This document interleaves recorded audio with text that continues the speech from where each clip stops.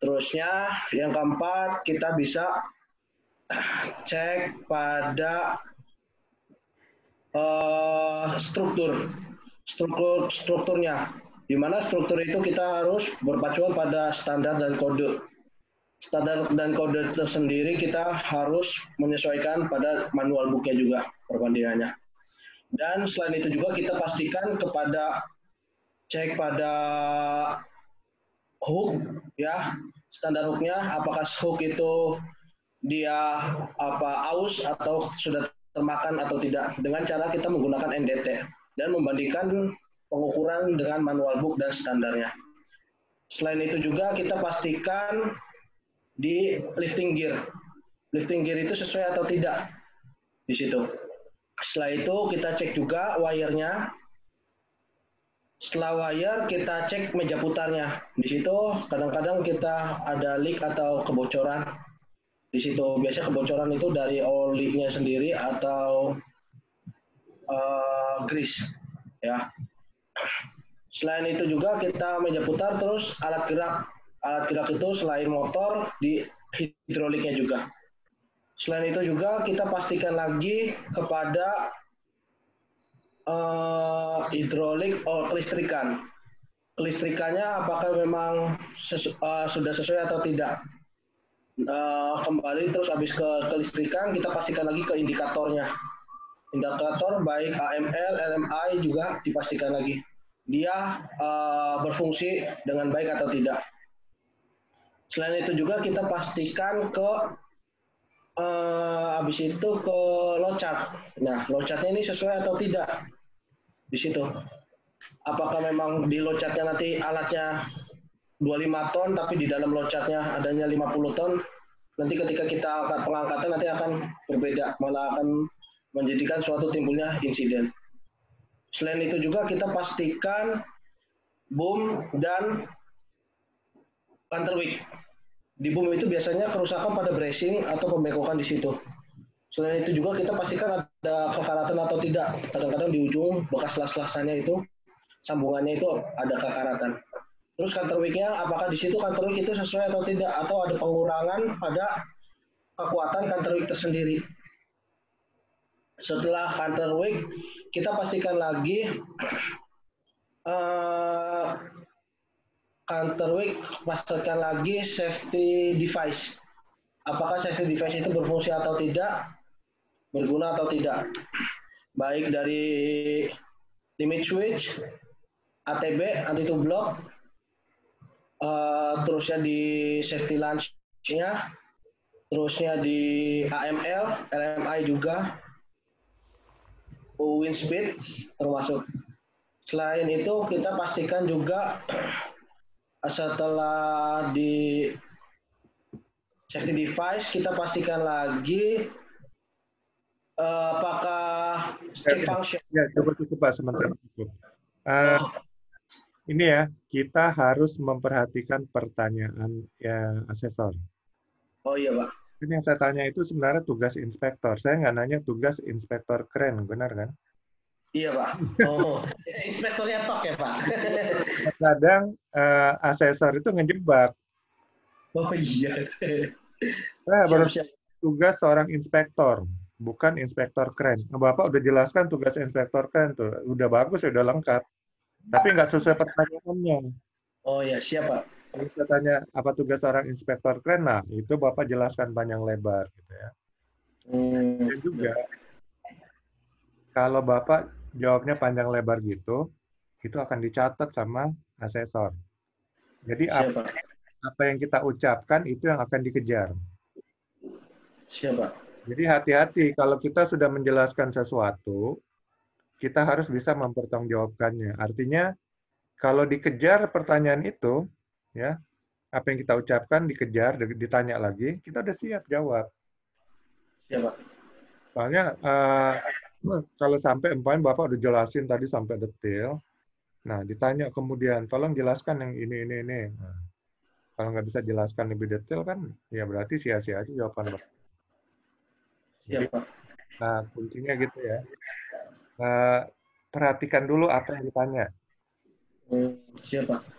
Jadi sempurnanya tugas inspektor. Inspektor kan ya tugasnya memeriksa, Iya, Pak. suatu peralatan apakah berfungsi dengan fungsi yang sebenarnya ya, di mana fungsi itu kita bisa bandingkan dengan kondisi normal yang ditunjukkan di manual book atau kondisi normal yang ditunjukkan dalam suatu standar. Nah, gitu. Kalau nggak sesuai dengan kondisi normal dari manual book atau dari suatu standar, maka itu artinya ada anomali atau mungkin ada kerusakan. Ya, Pak. Kemudian Siap. setelah memeriksa, biasanya memeriksa dengan visual. Nah, jika diperlukan, seorang inspektor harus melakukan pengujian. Berarti pengujian ini sudah diperiksa menurut kata hati inspektor, kayaknya kurang yakin kalau ini dalam kondisi normal. Nah, perlu diuji gitu ya. Atau ya kadang-kadang pengujian memang diperlukan secara reguler. Berarti umpamanya 2 tahun sekali ya, ada alat bantu angkat umpamanya yang harus diuji. Kemudian ada yang 3 tahun sekali dan seterusnya. Jadi kita harus tahu juga regulasi peraturan perundangannya. Ya, umpamanya ini berapa tahun sekali diuji. Nggak semuanya harus setiap tahun sekali diuji ya. Kalau pemeriksaan mungkin setiap tahun sekali. Tapi pengujian tidak setiap tahun. Nah, itu diatur oleh regulasi peraturan perundang-undangan. Terus kalau kita bandingin, ini ada standar ASME umpamanya. Ini ada regulasi peraturan perundang-undangan. Mana yang lebih tinggi? Yang lebih tinggi regulasi peraturan perundang-undangan. Kalau ASME bilang setahun sekali, regulasinya bilang 2 tahun sekali, ya kita ikutin regulasi peraturan perundang-undangan. Kalau ASME-nya bilang 5 tahun sekali, regulasinya bilang 2 tahun sekali, ya kita ikutin regulasi peraturan perundang-undangan. Jadi hukum itu dia lebih tinggi daripada standar ya. Karena hukum itu bisa berupa standar, bisa juga berupa suatu kewajiban atau pemaksaan. Nah, itu namanya hukum. Jadi harus tahu hukum juga. Nah, kalau bicara keren itu ada regulasi terbaru yaitu Permenaker nomor 8 tahun 2020.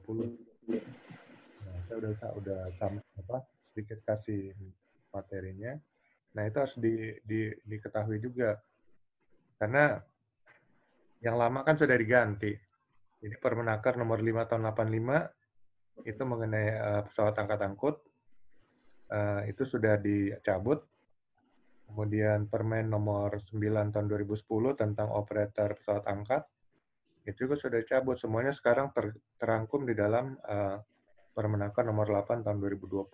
Nah, itu harus dikuasai ya. Isinya apa aja. Saya juga belum baca seluruhnya sih. Kalau baca seluruhnya itu nggak bisa sekali, harus 2-3 kali. Kalau sekali itu belum nempel ya. Jadi harus 2-3 kali. Oke. Terima kasih Pak Ilyas. Siap, Pak. Kemudian Pak Helmi Rosadi.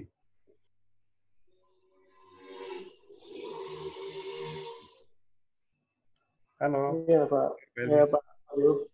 Ya, iya Pak.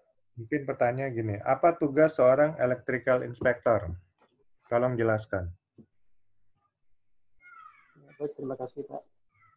Pertama-tama tugas electrical inspector ini adalah mengecek suatu kondisi peralatan apakah sesuai dengan SOP, manual book dari pabrik, kemudian menjustifikasi apakah suatu peralatan tersebut perlu untuk diinspeksi lebih lanjut jika memang sudah ada tanda-tanda yang misalnya tidak sesuai dengan standar atau dengan manual book, maka kita perlu untuk melakukan pengujian, Pak. Mungkin itu, Pak Mari. Ada tambah lagi mungkin kita tambahkan. Jadi kan ditanya electrical inspector, berarti memang harus lengkap di sini karena electrical inspector di sini menurut standar BNSP itu kan itu harus melakukan pemeriksaan pengujian untuk peralatan kelistrikan ya, kemudian untuk generator set, genset, lalu MCC, switchgear. MCC ya, motor Iya. control center, Control center. Iya. kemudian Switchgear Pak, switchgear. switchgear, ya itu semua. Jadi Iya. bagaimana dilakukan pemeriksaan semuanya itu ya oleh seorang inspektor kelistrikan untuk memastikan bahwa semua itu berjalan dalam keadaan normal, ya, berjalan dalam keadaan normal dan dalam keadaan baik. Lalu dari mana kita tahu kalau ini nggak normal? Ya, kembali kita ngacunya kepada manual work dan juga standar yang ada. Standar. Iya. Dan peraturan perundang-undangan juga, jadi itu juga dipakai. Nah, kalau di peraturan perundang-undangan kita, itu mungkin detailnya nggak ada ya. Di Undang-Undang Listrik, Ketenaga Listrikan, Undang-Undang Nomor 30 Tahun 2009, dan kemudian di Permenaker Nomor 12 Tahun 2015, itu nggak ada detailnya. Nah, detailnya itu ada di standar SNI, yaitu PUIL 2011. Kemudian PUIL 2011. Ya, jadi itu harus dibandingin juga dengan PUIL ya, persyaratan umum untuk instalasi listrik. Nah, lalu kita mungkin perlu juga standar-standar lainnya ya, standar dari IEEE Pak ya. Ya. Jadi itu yang perlu disampaikan semua Pak ya. Saat ada pertanyaan. Itu jelaskan aja. Langsung jadi kita acuannya adalah standarnya Pak ya. betul. Oh baik. Ya. Saya Oke, terima kasih. Kita lanjut ke Rieger. Rieger di sini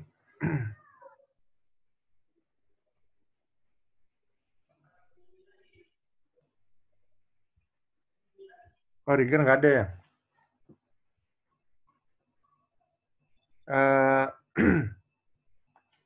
Kita ke operator kren lagi nah. Nah, mungkin ada pertanyaan lagi dari asesor. Bagaimana cara Anda mempersiapkan operasi mobile crane? Ya, ke Pak Muhammad. Ya.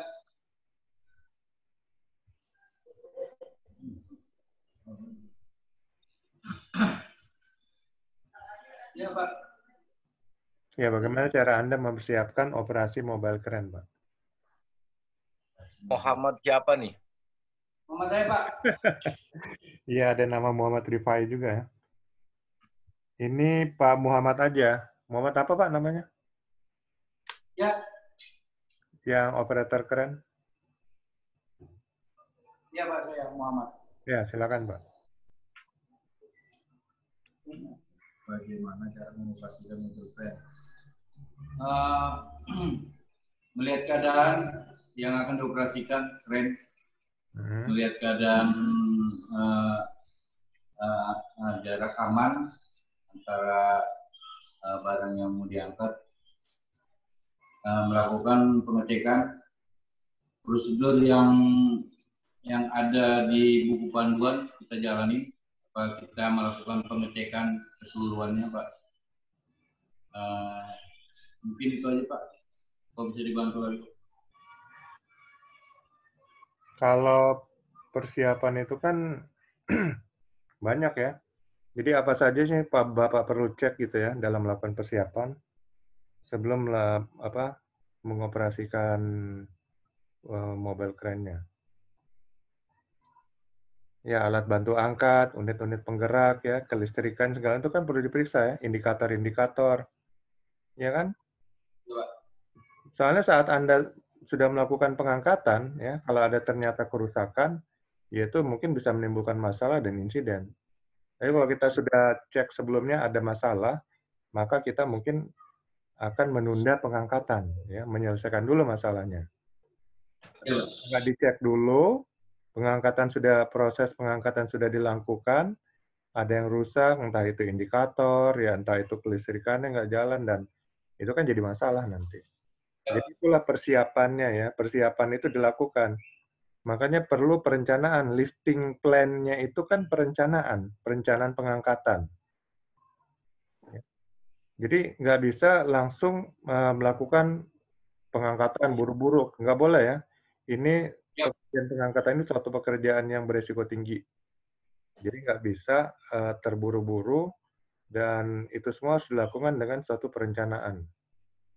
Jadi merencanakan dulu pekerjaannya.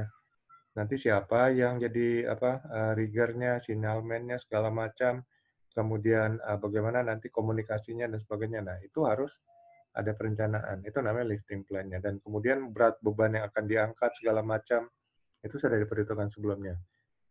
Nah, jadi itu merupakan bagian dari persiapan ya. Dan sebelumnya juga persiapan itu adalah memeriksa semua unit yang ada di kren. Apakah semuanya berfungsi dengan baik ya.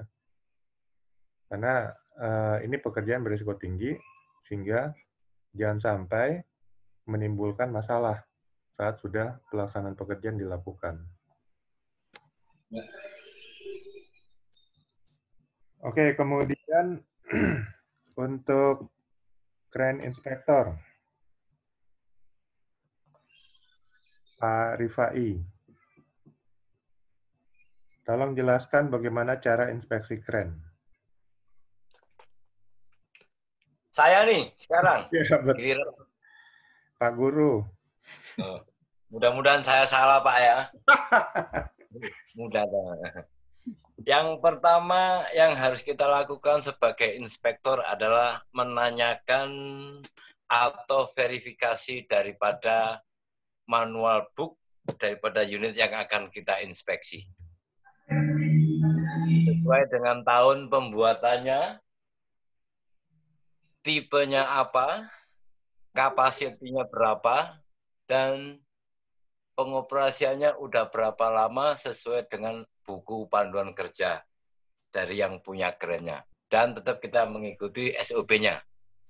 Langkah kedua, yaitu adalah persiapan pemeriksaan yang pertama itu adalah dari boom. Seperti Bapak gambarkan kemarin, boomnya yang tinggi, apakah kita berani naik? Itu sangat dikeles kalau kita lakukan. Jadi kita tentu akan meminta untuk lowering terlebih dahulu, memastikan bahwa sambungan-sambungan, kalau kita menggunakan lattice boom, kita memastikan sambung-sambungan itu telah di NDT sebelumnya. Karena saya sendiri sebagai inspektor kren pun belum mempunyai validitas sebagai inspektor untuk NDT. Jadi kita lakukan cek secara visual saja. Setelah itu, kita melihat pada kelistrikan. Karena dengan lower boom, kita sudah mengetahui motor penggerak daripada kren tadi sudah oke. Kelistrikan sudah tercover dengan lowering boom tadi. Setelah kita melihat secara visual, raise up boom, kita masuk ke area, contoh, ke dalam kabin operator. Seperti dibilang Pak Muhammad tadi sebagai operator, tambahan saja nih Pak Muhammad, apabila kita mau mengoperasikan kren, sebagusnya Anda mengecek terlebih dahulu secara visual atau yang dibilang dan sudah dilakukan adalah daily checklist, ya kan? Daily checklist. Itu bagus banget. Nah, itu loh, bagus banget. Karena dari situ banyak temuan-temuan dari operator yang akan disampaikan kepada mekanik. Kalau memang itu butuh repairing atau butuh attention, itu wajib diketahui operator. Kita nggak perlu ngecek beban segala macam, nggak usah. Karena di situ ada manifest. Cukup manifestnya saja. Dari manifest, Anda bisa berpatokan pada load charge-nya, apakah layak kren ini digunakan untuk mengangkat barang tersebut atau tidak. Sebagai inspektor, memang banyak sekali tugas kalau kita sebutkan satu persatu, itu nggak sampai. Nanti akhirnya di sini mewakili akhirnya saya. Banyak sekali tugasnya. Paling utama adalah kalau sebagai inspektor, pertama adalah kalau kita mau, satu misal nih, kerennya menggunakan crawler crane. Dari crawler crane ada undercarriage yang perlu kita cek terlebih dahulu. Undercarriage itu mulai dari slow bearing, sprocketnya, adjustable track-nya, ketebalan track-nya, greasing, nipple-nipple itu perlu. kalau kita sebagai inspektor kerennya. Kalau sebagai operator nggak perlu. Ya. Kemudian yang lain lagi tugas inspektor keren adalah ketika udah raise up pada boom atau sebelum raise up, kita memastikan bahwa blok baik itu auxiliary maupun bloknya atau hook tipnya atau hook bloknya atau boom tipnya, kita pastikan posisi wire tidak ada yang memakan pada pulley ataupun wheel. Berapa jumlah force-nya, berapa jumlah rope yang mengcover daripada kapasitor tadi, kita pastikan posisi wheel-nya tepat di tengah. Tidak ada yang abrasing di sana atau pengikisan. Karena kalau ada friction atau gesekan pada posisi wheel yang nggak tepat, itu bisa menyebabkan eksiden daripada kren. Mungkin itu saja yang bisa saya sampaikan Pak Mario. Karena nanti kalau saya jawab semuanya, yang lainnya nggak kebagian. Yang protes Pak Ilyas sendiri. Oke, terima kasih Pak Rifai. Ya, jadi sudah dijelaskan panjang lebar oleh Pak Rifai juga tadi oleh Pak Ilyas. Juga yang penting adalah pemeriksaan dokumennya ya. Dokumen paling penting. Jadi kalau ini ternyata barang black market atau barang ilegal ya nggak usah capek-capek diperiksa gitu ya. Karena nggak akan. Dokumen itu memang penting Pak. Kadang-kadang owner ini, kita sebagai inspektor memang harus mempunyai ketegasan bersikap ya. Bukan masalah ada tambahan itu, tambahan ini, enggak.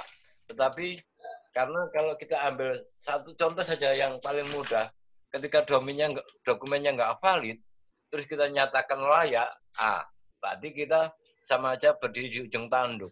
Iya. Waktu ada eksiden, habis riwayat kita, kan gitu. Iya. Dokumen memang paling penting, dokumen. Oke. Karena seperti di Pertamina itu pun memang penting banget. Seperti kejadian kemarin, itu dokumennya lengkap. Tetapi secara operasional, karena dari operatornya sendiri agak ya boleh katakan sembrono, pengangkatan seat pail 27 meter dengan menggunakan tandem crane, bukan digunakan untuk mengangkat kerennya, tapi digunakan untuk seret. Ini yang menyebabkan boomnya patah. Itu pun inspektor masih disalahkan di sana. Oke. Itu buat perbandingan saja sih. Bahwa seorang inspektor harus teguh hati lah istilahnya. Tidak boleh menerima, oh ya bisa diatur, nggak boleh itu. Iya kan? Iya, betul sekali. Karena itu kalau ada eksiden, habis nyawa kita, digorok kita. Nama kita jadi jelek. Iya. Oke, terima kasih. Ya. Selanjutnya Pak Helmi Rosadi. Bisa tolong jelaskan apa kegunaan pengukuran insulasi dan bagaimana cara melakukan pengukuran insulasi, Pak?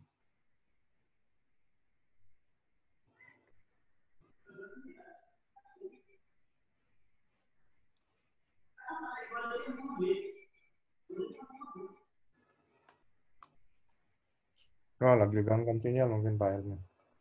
Kita ke operator keren lagi dah. Apa saja penggerak mobile crane? Tolong jelaskan, Pak Bartu.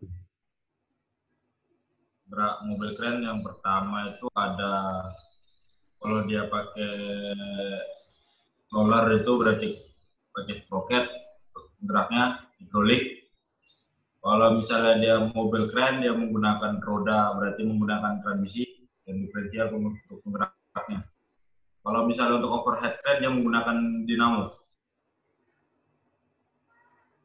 Okay. Betul.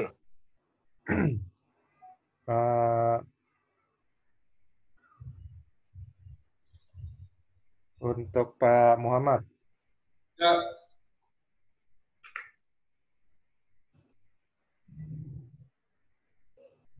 Bagaimana cara Bapak ya? Tadi kan ada Bapak bilang untuk pemeriksaan awal. Ya.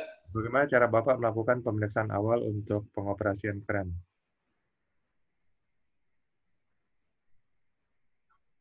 Kalau melakukan P2H dengan alat atau peralatan yang akan kita gunakan,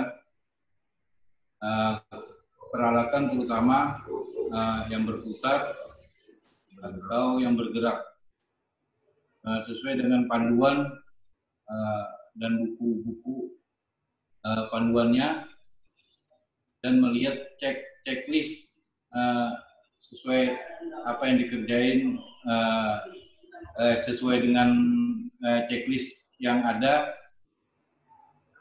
supaya kerja kita aman. Itu Pak. Jadi pakai checklist ya ngeceknya. Ya, Soalnya kalau mengandalkan daya ingat pasti ada yang kelewat gitu kan. ya Pak.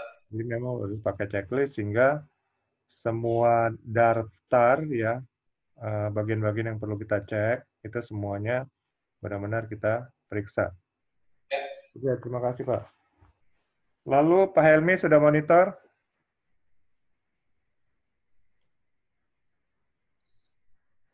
Sudah Pak, sudah. Tolong dijawab apa kegunaan pengukuran insulasi dan bagaimana cara melakukan pengukuran insulasi, Pak? Baik Pak. Untuk kegunaan pengukuran isolasi ini ditujukan untuk mengetahui kondisi isolasi suatu peralatan Pak. Jadi kekuatannya ada semacam isolasinya, nah itu perlu dicek secara berkala Pak. Dan jika ada kendala kita perlu dilakukan dengan melakukan pengujian isolasi atau meter test. Meter test ini kita menggunakan megaometer Pak. Megaometer ini ada di atas skala dan tegangan rib yang harus kita sesuaikan dengan tegangan dari masing-masing peralatan yang kita uji. Jadi itu Pak Mario. Rating-ratingnya untuk yang skala 500 volt DC untuk skala 5 untuk tegangan kerja 1 kilo, tegangan kerja disesuaikan dengan masing-masing alat ukurnya Pak, rasionya seperti itu Pak. Apa perlu detail Pak? Halo? Halo? Ya, oke suaranya agak putus-putus tapi oke lah. Ya jadi pengukuran insulasi itu adalah mengukur antara bagian-bagian daripada suatu pasa ya, pasa dengan pasa dengan dengan netral dan sebagainya. Intinya insulasi yang terbaik adalah tidak ada hubungan di antara mereka. Kalau kita bicara jaringan, kemungkinan memang hubungan itu ada, tapi ya itu diukur dengan alat ukur yaitu Megger atau Megger.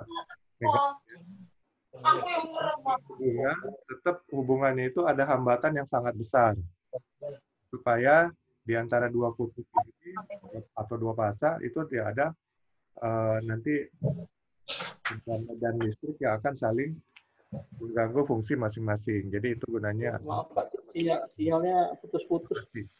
Apa Mario? Sinyalnya putus-putus. Maaf. Mungkin dari tempat Bapak lagi nggak bagus sinyalnya. Iya betul Pak, betul Pak. Okay. Gimana Pak tadi ada tambahan Pak? Maaf, ada tambahan Pak? Ya udah tadi saya jelasin mengenai fungsinya insulasi ya untuk memastikan bahwa antara pasa dengan pasa atau pasa dengan netral itu karena akan dapat satu hubungan ya. Ada hubungannya tapi dibatasi oleh satu tekanan yang sangat tinggi. Nah makanya kita mengukurnya dengan alat yaitu megaometer atau Megger.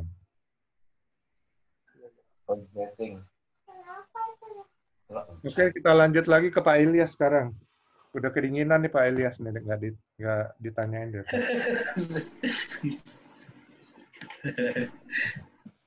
Nah, saya mau nanya bagaimana cara Bapak melakukan pemeriksaan untuk lifting gear?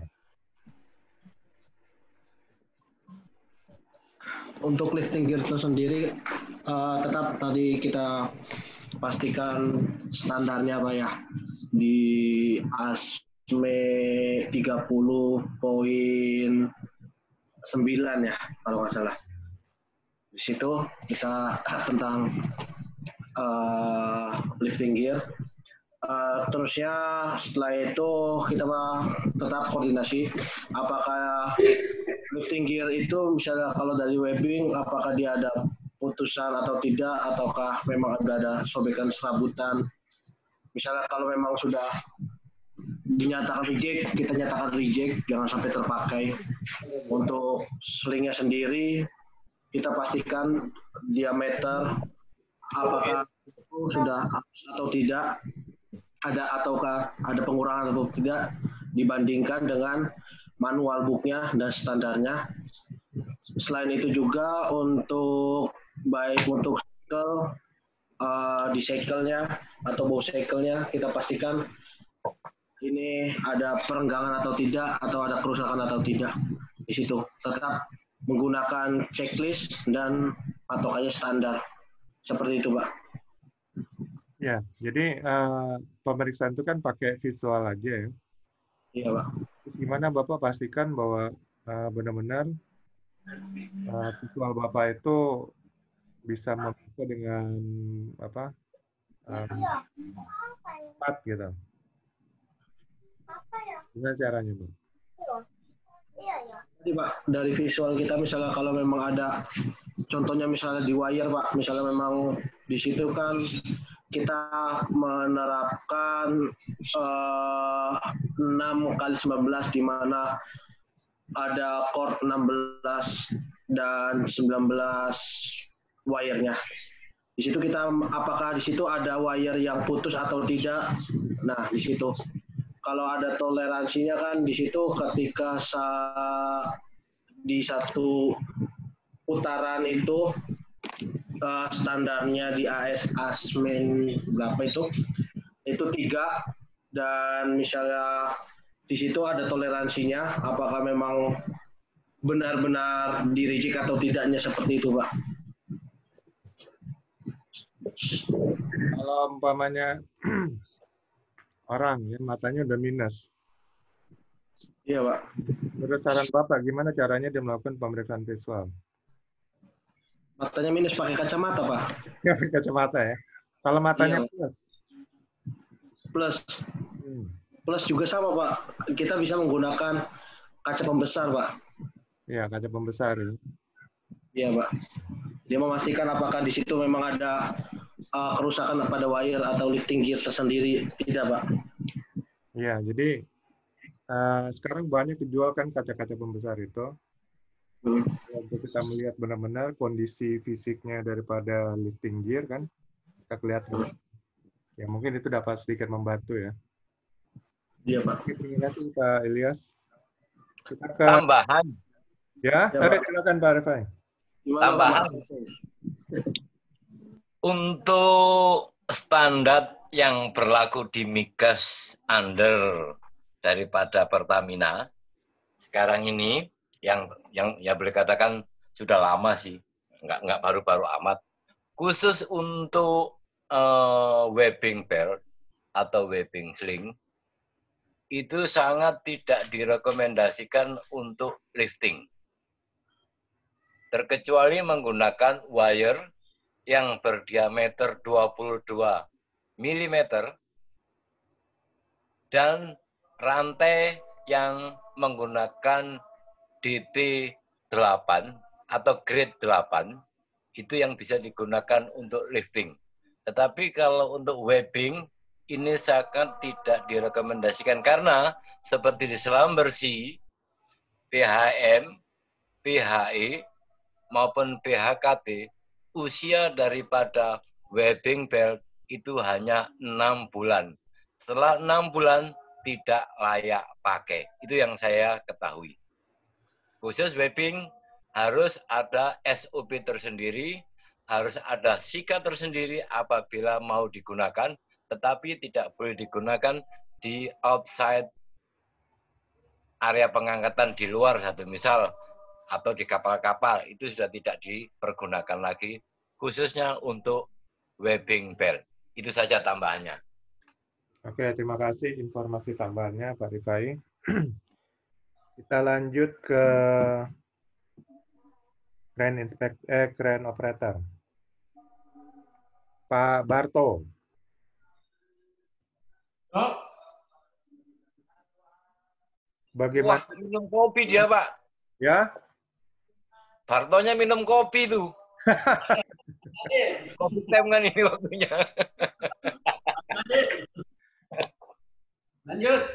Oke. Tolong. Kopi time dulu. Wah, enak. Bos gue.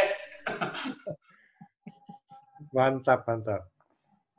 Oke, Pak Barto, tolong jelaskan bagaimana cara Bapak mengoperasikan crane, ya, terutama dalam pengoperasian pengangkatan, agar dapat berlangsung dengan aman dan selamat. Cara menguruskan crane untuk supaya pekerjaan lancar dan selamat. Setelah kita melakukan pengecekan unit yang di sini khususnya mobile crane Pak yang tidak setelah kita pastikan unit tersebut sudah siap pakai. Nah, awalnya kita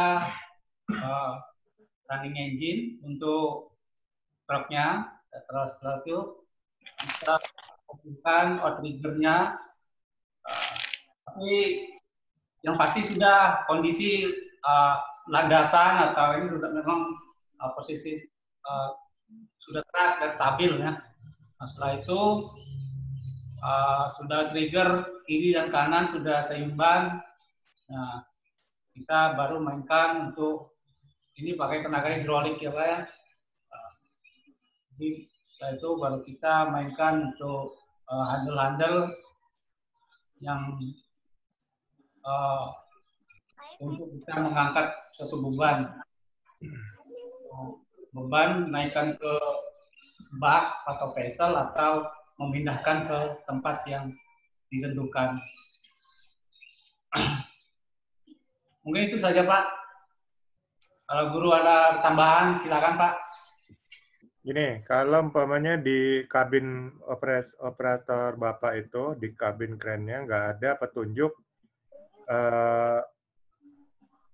bebannya ya, berat bebannya berapa? Apa yang Bapak lakukan? Menganalisa Pak, menganalisa berat. Otomatis kita sudah tahu misalnya sudah pastikan beban itu tadi berapa. Di itu ada petunjuk, pasti ada load chart-nya Pak. Ada load chart, kita pastikan di situ saja sesuai dengan beban yang untuk diangkat itu. Kira beban melebihi itu kita tidak usah angkat. Mungkin itu saja Pak. Kira-kira. Cara membaca load chart, Pak Muhammad, tolong jelasin. Ya Pak. Cara membaca load chart. Itu grafik. Cara membaca load chart, lihat buku panduan, Pak. Biasanya ada di Biasanya sih ada di unit kita, Pak, load chart-nya. derajat sekian, beban sekian. Derajat sama beban, mungkin ya kita sebelum melakukan kita lihat buku panduan dulu Pak, baru kita melakukan pekerjaan dengan aman dan pengangkatan. Oke Pak. Oke, jadi cara baca load chart, lihat dulu grafiknya ya. Grafiknya itu berapa sudut derajatnya, kemudian diturun, ngambil dari sudut derajat itu berapa jarak ke titik tumpu. Nah, itu kan kelihatan nanti berapa meter. Baru lihat tabel. Lihat tabelnya ya, jadi jarak titik tumpu ke beban itu berapa meter, itu akan terlihat beban maksimumnya berapa. Ya. Jadi acuannya. Tambahan, Silakan Pak Rifai. Apabila operator melihat beban pada load chart, kalau seperti Pak Muhammad bilang tadi menganalisa, itu botek-botek aja itu menganalisa itu. Saya yakin itu botek-botek aja itu. Jadi kalau kita sebagai operator yang baik, kalau menganalisa itu nggak mungkin, melihat pandangan itu nggak mungkin. Lebih bagus menggunakan meteran. Diukur dari seluruh piring ke titik tengah barang yang mau diangkat, sehingga kita bisa mengukur berapa panjang boom yang diperbolehkan dan berapa angle yang didapat, itu baru aman. Kalau menganalisa, itu namanya sambil kopi, ambil merokok, saya pun bisa menganalisa. Tapi kalau untuk pengangkatan, Mas Muhammad, sorry nih ya, saya bukan gurui.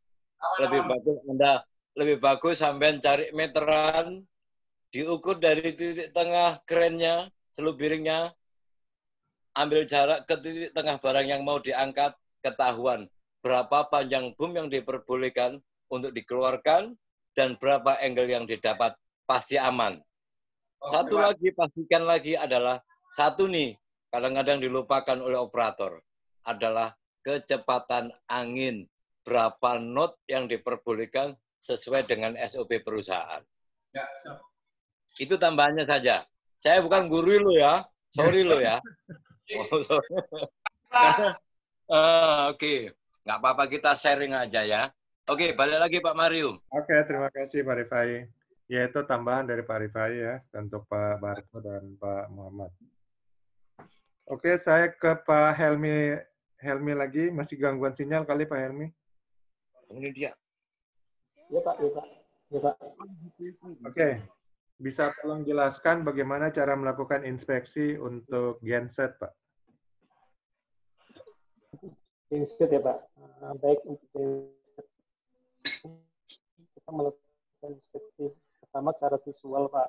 Jadi visualnya kondisi peralatan, kemudian kelembaban udaranya, kemudian kita lihat cek suhu sekitarnya Pak, seperti itu. Kemudian ada tetesan oli apa tidak di tes. Kemudian visual sudah, kemudian kita cek kondisi gensetnya Pak. Apakah berputar normal, vibrasinya, yang telah sesuai dengan yang rekomendasi pabrik Pak. Kemudian kita cek juga kondisi tegangan arus apakah normal sesuai dengan 380 volt atau tidak. Ada plusnya seperti itu Pak ya. Mungkin itu aja Pak Mario. Apa ada tambahan lain Pak? Ya, jadi kalau kita bicara genset, maka itu hubungannya nanti dengan motornya ya, kemudian dengan apa? Dengan armaturnya, diode penyearahnya, lalu automatic voltage regulatornya, lalu kemudian dengan ada gulungan-gulungan internal trafonya di situ, dan seterusnya. Karena itu semua nanti satu kesatuan dari suatu genset gitu. Nah, nanti juga ya kita akan cek secara keseluruhan bagaimana tangki solarnya. Loh, kemana sih Bapak? Tangki solar dan sebagainya. Dan harus ngecek juga kebersihannya. Jadi dalam ruangan genset itu juga harus terdapat alat-alat keselamatan seperti APAR gitu ya. Lalu area ruangannya bersih, jangan ada tumpukan barang, kemudian pencahayaannya cukup, dan juga memastikan bahwa asap buang ya dari mesin motor genset itu dibuang ke luar, nggak masuk ke dalam ruang genset lagi. Ya, seperti Bapak bilang adalah jangan sampai ada tumpuan-tumpuan oli, minyak, dan sebagainya. Dan untuk masalah gulungan daripada yang ada dalam genset, segala macam, dioda penyearah, yang mungkin nanti perlu dilakukan pengujian-pengujian secara berkala. Nah, nanti kita lihat regulasinya, apakah 3 tahun sekali harus dilakukan pengujian ya. Tergantung nanti standar yang dipakai, standar apa yang oleh perusahaan tersebut. Karena di Indonesia itu boleh bebas milih standar mana yang mau dipakai ya untuk kelistrikan. Jadi apakah sesuai dengan rekomendasi pabrik, Pak? ya, diperbolehkan pakai standar Jepang, diperbolehkan pakai standar SNI, diperbolehkan pakai standar Amerika. Nah, sebenarnya menurut saya itu rancu.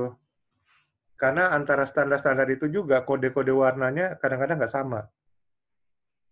Jadi standar Jepang sama kan standar Amerika belum tentu kode warnanya sama.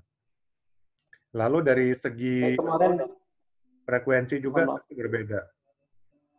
Kayak kemarin Pak, kayak kabel netral itu kan sebenarnya kita biru ya Pak. Kalau ya, jadi ada netral itu biru, ada yang kita kan netralnya hitam. Standar dari Eropa atau Jepang, mana yang juga Pak?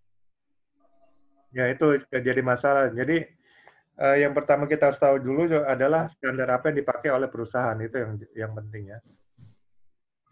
Karena dimungkinkan oleh Permenaker nomor 12 tahun 2015 itu terserah mau pakai standar apa. Jadi dibebaskan. Padahal namanya standar harusnya satu ya, di Indonesia harusnya pakai satu standar gitu. Nah, waktu pembuatan regulasi Permenaker nomor 12 tahun 2015 itu saya ikut tuh jadi bagian orang yang ikut merumuskan. Ya, saya sempat ngasih masukan, nggak mungkin lah kita di negara kita pakai bermacam standar. Itu namanya bukan standar. Kalau udah lebih dari satu itu bukan standar namanya.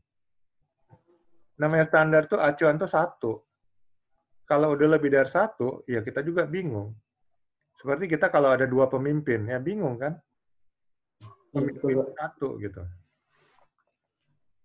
Ya, cuman sudah diloloskan dan disahkan ya sudahlah. Oke, kita ke Pak Barto lagi. Ya. Nah, tolong jelaskan Pak, saat pengangkatan bagaimana cara Bapak mengendalikan beban?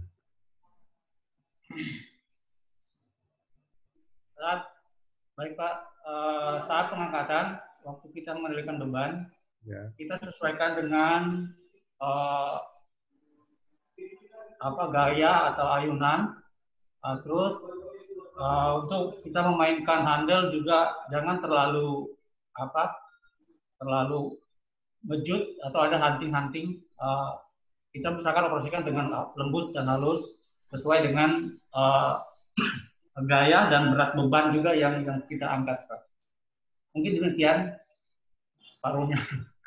Bapak ingin berputar untuk menghindari swing yang berlebih yang tidak terkendali, bagaimana caranya, Pak? Kalau untuk swing, Pak, untuk mengendalikan supaya tidak swingnya berlebihan atau pada titik sebelum mencapai ketika benda beban atau itu mendekati titik di mana kita harus meletakkan benda tersebut, kita akan melakukan area dulu, Pak ya, area untuk di swing supaya apa yang beban tersebut ketika kita sudah mendekati dan kita akan meletakkan tepat pada posisi yang dituju atau yang diharapkan. Mungkin begitu, Pak. Oke, jadi dalam hal ini komunikasi Bapak dengan sinyalman atau dengan rigger bagaimana? Apa yang Bapak lakukan? Untuk komunikasi kita sebagai operator untuk percaya penuh atau melihat aba-aba yang dilakukan oleh rigger.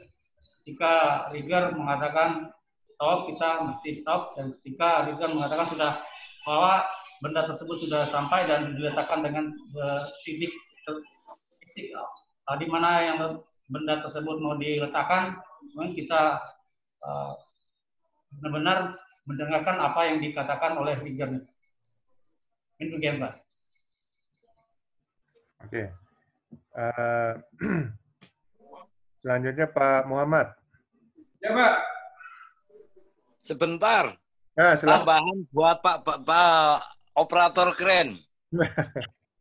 Sesuai dengan pertanyaan Pak Mario tadi, bagaimana kalau benda itu diangkat mengayun, serta komunikasi dengan riggernya. Nah, tambahan saja, jangan lupa pasang tagline. Kalau mengayun saja, wah ini susah. Apapun benda yang diangkat pasti akan mengayun. Apapun. Tetapi kalau pihak operator tolong dipasangkan tagline, itu wajib, insya Allah barangnya akan tetap sesuai dengan permintaan. Ya, jangan lupa itu. Oke, lanjut Pak Mario. Terima kasih Pak Rifai. Oke, Pak Muhammad, terakhir bagaimana cara Bapak membuat laporan untuk proses pengangkatan ini, pekerjaan Bapak?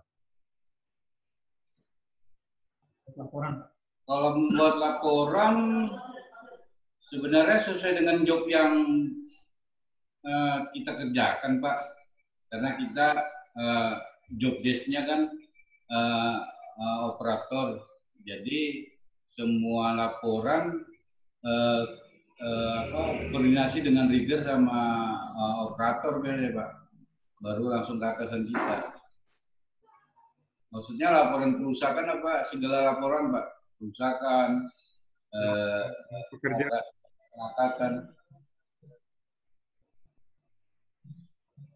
Itu, Pak. Oke, yang kan ada 3 orang nih, yang satu lagi siapa namanya Pak? Rizky, Pak. Ya, Rizky. Pak Rizky ya? Iya, dari tadi kayak Pak Rizky belum ini nih, belum ngomong ya? Moderatornya lupa. Moderatornya lupa pesertanya. Iya, Pak Rizky-nya juga nggak ngomong, Pak, saya kok nggak ditanya-tanya gitu.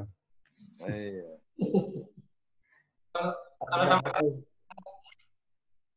Ya udah, Pak Rizky, tolong jelaskan bagaimana cara Bapak bisa melakukan proses pengangkatan dengan aman dan selamat. Proses melakukan pengangkatan dengan aman dan selamat. Ya. Yang pertama itu pastikan lokasi sekitar pada saat sebelum pengangkatan dan sebelum pemasangan rigger. Yang kedua, pastikan kondisi tali atau sling atau webbing sling pada saat sebelum pengangkatan. Yang ketiga, pastikan kecepatan angin sebelum melakukan pengangkatan. Dan yang keempat, selalu berkomunikasi 2 arah dengan rigger. Mungkin ada tambahan lagi, Pak? Jangan lupa pasang barricade supaya tidak ada orang lain yang tidak terlibat masuk ke dalam area lifting. Isolasi area ya. Siap, isolasi area. Oke, terima kasih banyak Pak Rifai, banyak masukannya nih.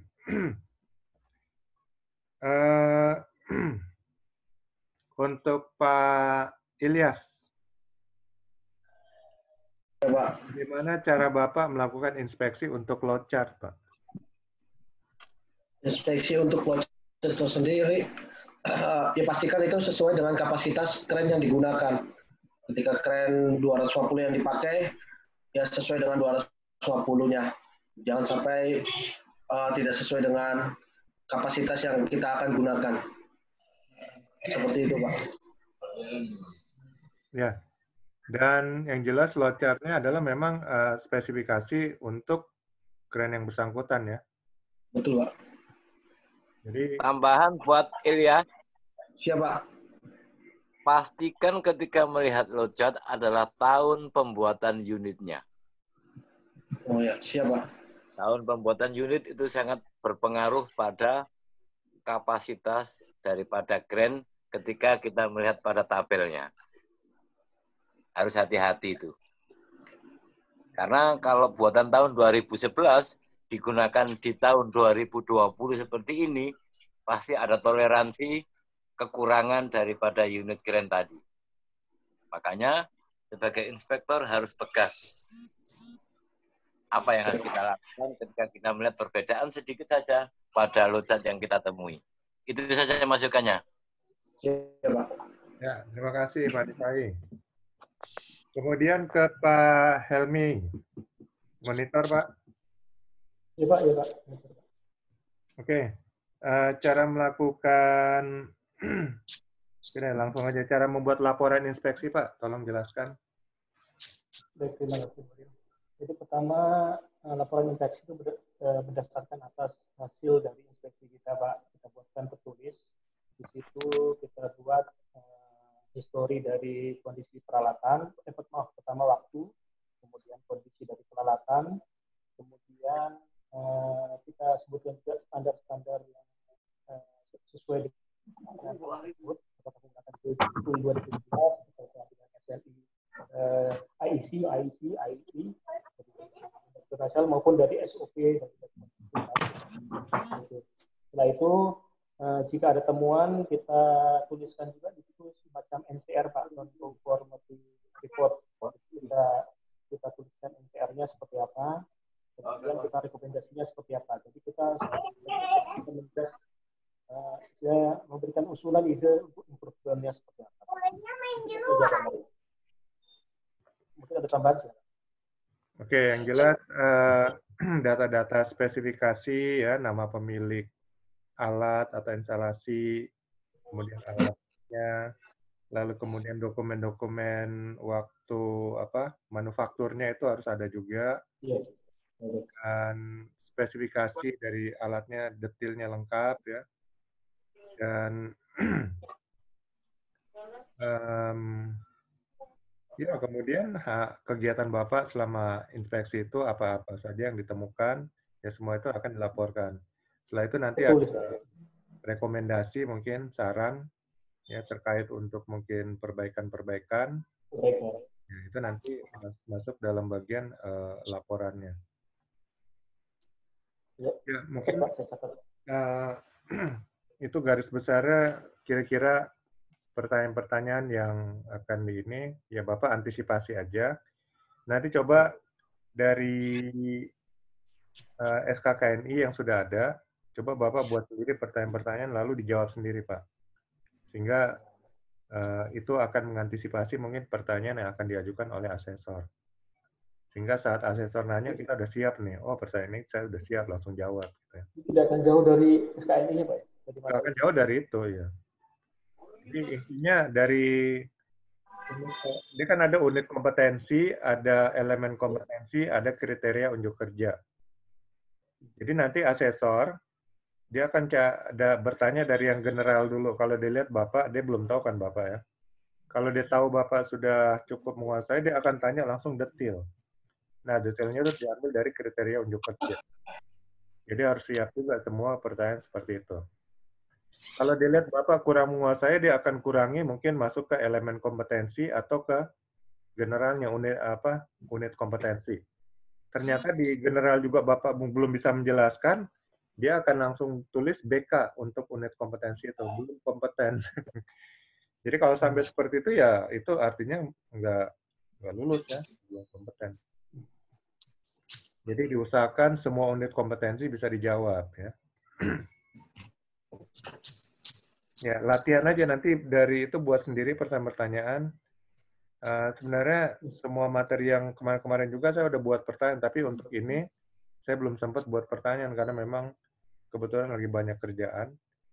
Jadi Bapak buat sendiri aja supaya latihan sendiri ya. Nah, nanti malam mungkin ada pre-assessment dengan Mbak Elis. Nanti itu peraturan-peraturan untuk inspeksi ya. Mungkin dari segi berpakaian atau aturan untuk bahwa nanti ruangannya harus sendiri, nggak ada orang lain dan sebagainya, itu nanti dijelaskan oleh Mbak Elis ya. Nah, itu harus diikuti peraturannya. Kalau nggak ngikutin peraturan juga ya dianggap langsung dimasukkan belum kompeten itu nanti. Jadi harus sesuai aturan. Karena aturan itu juga dari BNSP-nya ya, untuk memastikan bahwa Bapak ini nggak ada teman yang ngebantuin. Jangan-jangan udah disiapin teman nih, kalau ada pertanyaan gini, wah ini jawabannya dikasih lihat gitu kan, tinggal baca aja.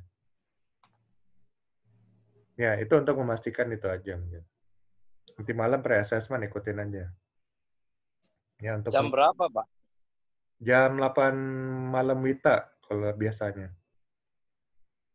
Jadi untuk Harus yang bawain. ya APL 1, APL 2-nya juga disiapin nanti. Oke. Ya kalau Inspektor listrik belum ada Pak Arif. ya listrik belum ya. Inspektor listrik belum ada. Ya kita juga masih nunggu dari LSP-nya. Memang kadang-kadang LSP-nya nih gini. Sampai tengah malam besok pagi baru dikasih APL 1, APL 2-nya ke peserta, ada yang kayak gitu.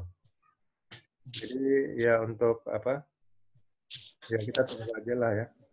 Kalau mereka yang punya salah ngasihnya terlambat ya mereka akan jawab, nggak akan maksa-maksa bahwa harus pas jamnya harus segera nunjuk. Nanti kan ditunjukin nih APL 1, APL 2 ya.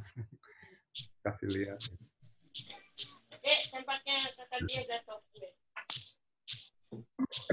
Oke, yang penting kondisi tetap sehat, fisik, mental pada saat ujian, jangan grogi. Karena kalau kita grogi, itu kita sudah berkurang 1 poin ya. Artinya semua yang kita ingat pun biasanya kadang-kadang suka hilang karena grogi atau apa gugup. Jadi tetap siapkan mental aja karena asesor juga manusia gitu kan. Jadi jangan anggap dia itu orang luar biasa harus ditakutin. Sama aja sama kayak kita. Ya, sehingga kita punya kepercayaan diri. Kalau kita sudah percaya diri, ya kita akan bisa menjawab pertanyaan-pertanyaan dengan lancar. Kalau kita grogi, gugup, kita yang akan dikendalikan oleh asesor. Akhirnya semua yang ada di kepala ini hilang semua gitu.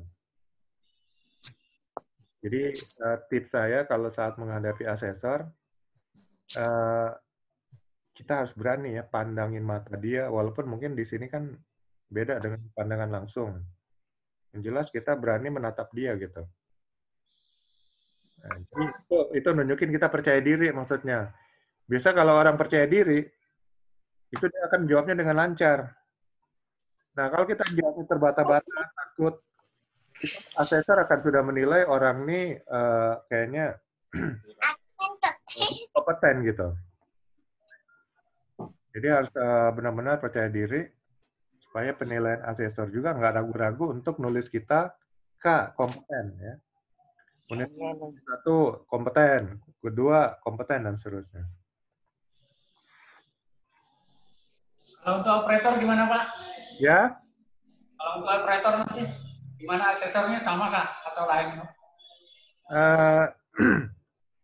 Mungkin bisa beda, bisa sama, tergantung ya nanti yang nentuin dari LSP-nya. Ya. Tapi yang jelas asesornya sih baik-baik semua, nggak ada yang killer, itu aja. Terima kasih Pak. Mohon bimbingannya. Selama ini rata-rata lulus semua. Nah, amin ya Allah. Ada 1-2 orang yang nggak lulus, yang nggak ditanya nggak jawab, ya gimana mau dinilai gitu kan? Jadi harus ngulang, tapi ngulangnya gratis ya. Ya pasti ngulang akhirnya ya lulus juga. Ya gitu aja, yang penting kita ada ngomong. Kalau ditanya diam aja siapapun jadi kesel kan? Ya. Kalau deket dilempar batu itu Pak. Suruh ngomong nggak Pak? Sabar. Iya. Ya jadi sertifikat BNSP ini sertifikat yang masih bonafit saat sekarang ya. Jadi kalau kita bisa dapat, kita cukup bangga lah memilikinya. Ya nggak tahu 10 tahun ke depan. Tapi saat sekarang ini masih bonafit, masih hebat lah kalau orang punya sertifikat BNSP. Ya oke, itu aja tips dan saran saya. Nanti malam ini banyak istirahat yang cukup ya. Kalau mau buka-buka lagi dikit pelajarannya supaya lebih ingat ya silakan dibuka-buka. Dan saya doakan semuanya langsung lulus semua ya, kompeten. Amin Pak. Amin Pak. Oke, itu aja. Nanti malam mungkin diumumkan oleh Mbak Elis jam 8 ya. Nanti dilihat aja apa ID meetingnya. Baik, terima kasih Bapak-Bapak semua.